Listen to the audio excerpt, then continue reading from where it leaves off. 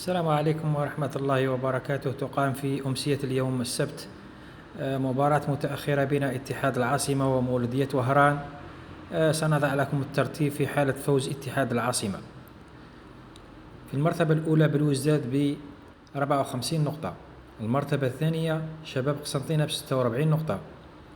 تأتي في المرتبة الثالثة مولودية الجزائر 39 نقطة، متبوعا بوفاق سطيف ب 39 نقطة. في المرتبة الخامسة يأتي اتحاد العاصمة ب 38 نقطة،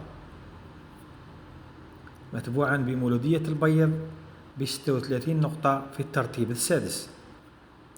في المرتبة السابعة يأتي اتحاد خشلة ب 36 نقطة، متبوعا بالصاورة في الترتيب الثامن ب 34 نقطة. في المرتبة التاسعة يأتي أولمبي شلف ب 33 نقطة، متبوعا بمولودية وهران في الترتيب العاشر ب 33 نقطة.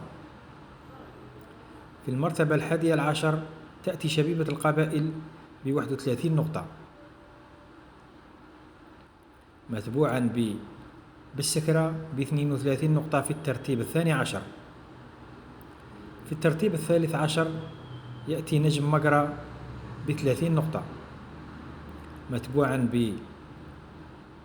أمل أربعة ب 29 نقطة في الترتيب الرابع عشر. في الترتيب الخامس عشر يأتي نادي بارادو ب 29 نقطة،